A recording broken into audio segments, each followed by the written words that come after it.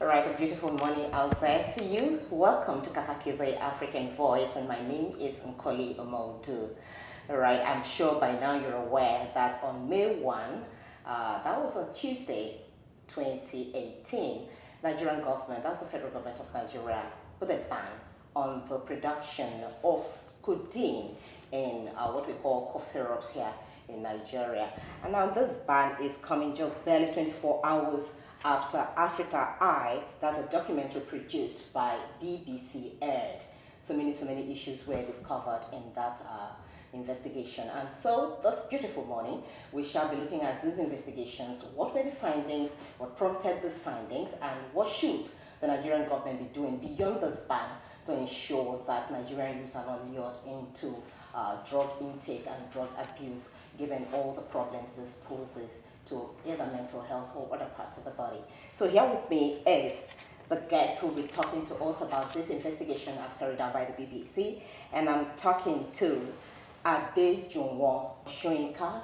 He is the editor of the BBC News Pigeon Service. And I'd like to tell you that Adejunwon is a multiple award-winning journalist with 19 years of experience in the media industry. Quite a long while. Yeah. It's a pleasure having you join us. Thank you. And this Thank is you very Kakaki, much. the African Voice. Exactly. All right. It's nice to be on the Kakaki. So first of all, could you lead us into this investigation to start with? What is Africa Eye documentary all about? Okay. Africa Eye is the new investigative unit of BBC Africa, and its focus is to, bring out investigative reports, promote the culture of investigative journalism across the continent, and build the capacity of African journalists to be able to do groundbreaking investigative stories. That's what Africa Eye is all about. But we just launched Africa Eye, and the first output of Africa Eye as a unit is this investigative report looking into the pharmaceutical sector in Nigeria. We titled it Sweet Codeine. And it's called Sweet Codeine because the story is about codeine cough syrup abuse in Nigeria, actually. And it started more like to us, it started really very small. And meanwhile, I should point out that this documentary is a product of a collaborative work between the new investigative unit, Africa Eye, and BBC Pidgin, which is a new language service also just launched by the BBC. BBC Pidgin was launched in August 2017. So it's barely over 6-7 months old by now. So we came across this story idea. First, we looked at it. We heard the story of a 13-year-old secondary school pupil who was said to be abusing cough syrup with codeine. To us, it was shocking. And we thought, it didn't look quite real. Yeah, it was shocking, and we thought that was a big story. We thought, oh no, that's a story. We should tell that story.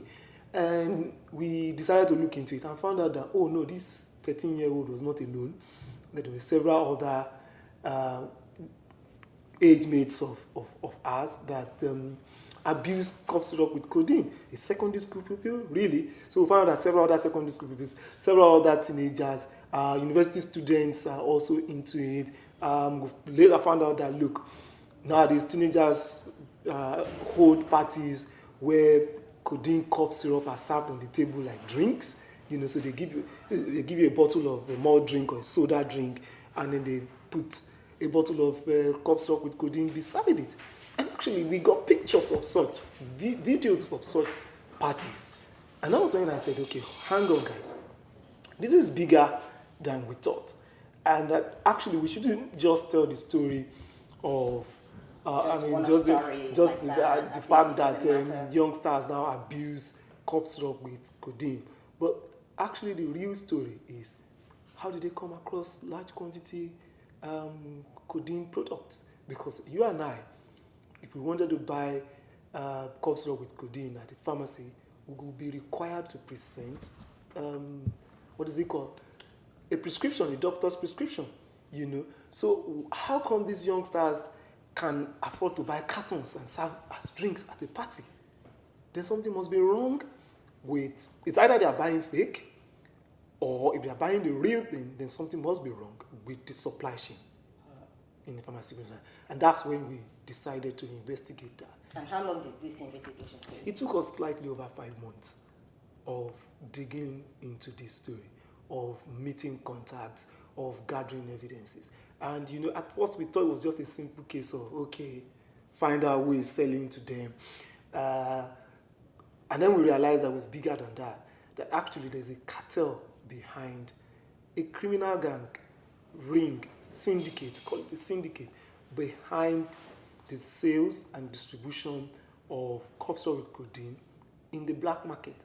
And that this gang, of course, from the word gang, you then know that they are dangerous, that they are criminal, that they operate with weapons, that you find otherwise refined individuals like pharmacists or sales executives of pharmaceutical companies who are like at the top of the chain, but beneath them you find rough boys, in most cases cult boys belonging to some popular armed, dangerous cults around town, who we have to deal with in the course of this investigation. So they use those boys as enforcers, and they also use them for distribution down the line. And they make quite a lot of money from that. They make tons of money, actually. So in other words, they are using that in place of alcohol. Is that what they're doing? Just to get high or something? So surprisingly, to me personally, I had to then go undercover for this reporting. But the more I went into this story, the more I was educated myself. I didn't know that you could get high on, frankly, permit my ignorance. I just didn't know that you could get high on cough syrup with codeine. Come on, we grew up taking cough syrups. Cough syrups when you have a cough. Your mother buy cough syrup and then you take a few ml and you're okay, and everybody forgets about the bottle. You throw it away, So it didn't even occur to me. It never occurred to me that somebody could get high on that. But actually, that's what was happening. And, when we now realize that, look, the guys behind these things are organized, they're powerful, and they're dangerous, then we knew that this was not just your average reporting, and that we then needed to actually go undercover, deploy technology, and get the story done. And at that point, of course, this is teamwork. A lot of us were involved, at least over 20 people were involved in this reporting. I went undercover, met with, and then of course, in order to now break their ranks, or get into their ranks, you needed to be, properly identified and referred. Otherwise, they won't sell anything to you. They won't even talk to you, if you understand. So, had to go. So how did you manage to get all that done? Also, we had to make contacts with some of these rough boys on the streets. Went into their midst, presented myself as somebody who wanted to do business with them and all of that, and then related with them at that level, went into their hideout, sat down with them, and generally just, fraternized with them. And my referral came from that base to the guys high up on the chain. Then I got linked to a pharmacist who supplies them in the underworld. And I met with that pharmacist a couple of times, checked me out. Then eventually, I guess he felt confident to deal with me.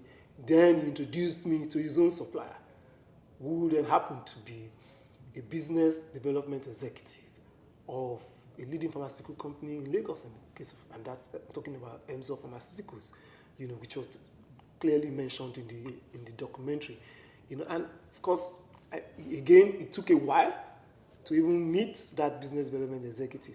In fact, I must tell you, the business development executive guy also went down the line to check me out before he eventually met with me.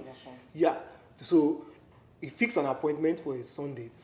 3-4 days to that day, I got calls from the boys in the underworld saying, what's going on? Somebody's checking you out. Somebody's asking questions about you. And I said, okay, don't worry. It's okay, it's fine. So I realized that he was also doing his own background checks. And of course, things checked out. He agreed for a meeting. We met a couple of times before he finally was, confident enough to do a deal with me. I'm saying all of this to let you understand how organized these guys are and how meticulous they can be. But at the end of the day, it's an illegal business, and it's a business that's killing people. All right, now this documentary has opened a lot of people's eyes, and there's been a lot of commendation, coming towards that. Bukola Saraki, the Senate president, has reacted. Even the wife of the president of the Federal Republic of Nigeria has also reacted. Everybody's saying, okay, Nigeria has to do something about it. Now, the ban came barely 24 hours after the documentary aired. How does it make you feel? That the government is doing something? Partly satisfied that something is being done. And I say partly satisfied that something is done, partly because I don't know if that is a sustainable solution. And I also don't know if that solution can exist in isolation. So if you ban a product, the immediate reaction is that you open another channel for its distribution, in which case smuggling. Are we prepared to deal with that? What measures have we put in place to deal with that? So it can be gratifying to a journalist that you've done a story and there's reaction from government, there's reaction from everybody. There's a policy change. So yes, that is gratifying at some level. It inspires hope that at least something is being done finally, because again, you recall that the Ministry of Health, Federal Ministry of Health, set up a committee on this matter in January 2018, gave that committee 2 weeks to report back. I am not aware of any record of that committee reporting back until our documentary was aired on Monday, April 30th. And then suddenly, on May 1st, 2018, there was a statement from government. I mean, incidentally, that statement was coming out on a day that workers are on holiday. And the spokesman of the Ministry of Health actually claimed that the report of the committee that was set up in January and given 2 weeks to submit report was submitted that same Tuesday, May 1st. And the minister, graciously, quickly acted on it that same May 1st. And then gave that statement. Yeah, kudos for that. A step forward. But I hope that we don't stop there. Yeah, because I was going to ask, simply just banning. What more do you think the government can do beyond just banning the production of codeine? There are lots of issues that our investigation has thrown up. So there are issues of unscrupulous pharmacists in the system, a few of them, not all of them, because we also met those who are, and holding up to high standards in the course of our investigation. So it's not all pharmacists that are bad, but there are a few bad ones that we saw. A few bad, sales executives of pharmaceutical companies and who were practically diverting products that were meant to have been distributed through legal channel. So some of the things I found in the course of the investigation also is that some of these pharmaceutical sales reps are under targets. So you place a target on somebody who needs to sell drugs, and you tell him you must sell so volume within so period. So the guy is under pressure to meet his target. So if by selling to the underworld he's able to meet his target, so be it. As far as he's concerned, he's meeting his target and he's making money. And then beyond that, some of them then overshoot their target and make more money. I mean, again, it shows that something is seriously wrong with the distribution system.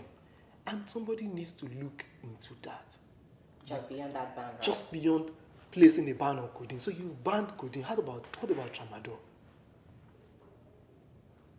Tramadol is also abused heavily. And there are so many other drugs that are abused heavily. And so it's not just about banning codeine. It's also about looking inward and looking at the system and exactly addressing where the problem is coming from. All right. Now, Emzo Pharmaceutical, which also was mentioned in that documentary, has suspended the distribution of codeine cough syrup. Isn't that also gratifying? I also understand the company has also dismissed those that you met selling, that the representatives, company representatives selling those drugs. Sorry. We also understand that the company has also dismissed some of the sales representatives you talked about in the documentary, Yes, selling yes, those things, yes. through illegal channels. Challenge, yeah. Is that also gratifying? Well, it gives hope that at least something is being done, that people in authority are waking up finally to do something. But there's just a worry that I hope that this is not just about quickly reacting to the documentary for the purpose of scoring some points in the public space, that we are genuinely concerned about, reforming the system, that we are genuinely, interested in ensuring that things like this don't happen again. That is what I hope we will really do as a society. Because, I read the statement issued by Enzo Pharmaceuticals, and one felt, relieved. It was reassuring, it gives hope that the company is holding itself up to high standards, and it is, it's interested in cleaning itself in order to be able to render better services to the public. That's, I believe, personally, that is commendable. I just hope that it is sustained. I hope that we keep at it. We ensure that we keep reforming and refining the system to ensure that, few bad eggs don't spoil the entire bunch, if you understand what I mean. Yeah, And that has to be a continuous process. It's not something that should be done Shouldn't simply be to one satisfy thing and that's it. public outcry over a documentary. All right, now before we let you go, we do know that the government also, of course, in Nigeria, there are a number of agencies, that are checking the abuse of drugs. You've got the NAFDAC, you've got the, what do you call them now? NDLEA. And all that, just to check that all these things are not abused at the end of the day. Now, the government is saying it's set to introduce drug control bill that would also strengthen these agencies. Do you think this is a step in the right direction, or is it coming a bit too late? Well, it's better late than never, but absolutely a step in the right direction. One of our findings in the course of our investigation is also that, look, the security agencies are hampered. The regulatory agencies are hampered. They need effective laws that will further strengthen their arms in dealing with this issue. Until the federal government ban pronounced on May 1, technically it wasn't a crime to have been found with a bottle or two of codeine cough syrup on the streets of Nigeria, because it wasn't illegal. You only needed a doctor's prescription to get one. But by the time you've got one, it didn't really matter how you got it anymore. You understand? It wasn't illegal. It wasn't like you were found in possession of cocaine. And that in itself, it was a technical loophole in the laws. There are several other technical loopholes in the laws. One is glad to hear that the National Assembly is already looking in that direction. The Senate President, in his statement reacting to our story, also mentioned the efforts of the National Assembly in that direction. That, again, inspires hope. Again, I would say we need to stay on it, because the tendency is for us as a society to move on to another thing. Another big story will come out pretty soon, and we will all divert our attentions to that, and we will forget about this. Meanwhile, this is a subject matter that is killing people on a daily basis. You saw in the documentary the rehabilitation center we visited in Kano. It is real. People are dying practically almost on a daily basis as a result of this. Lives are being destroyed. And these are the future of this country. Young people, teenagers, people in their early 20s, they are the ones on whose shoulders we hope to build the future of this country. If their lives are destroyed at secondary school level, at university level, then it affects all of us. So it's just not be any future for Nigeria at the end of the day. It's a very serious issue that I do not expect any one of us to play games or politics with. We should address it with the seriousness that it deserves. Do you think people, particularly these young ones, are well aware of the implication of taking some of these drugs, because we do know that if you look at the ratio of the psychiatrists that we have in Nigeria as against the population of the country, they're just quite low. And then some people are going mental every day without even knowing the cause of this. Do you think there's enough enlightenment really, or the government should also look in that direction? Yeah, it's part of what needs to be done. We need to increase enlightenment for people. And that's why we described codeine. Also, one of the reasons we chose to do this story about codeine.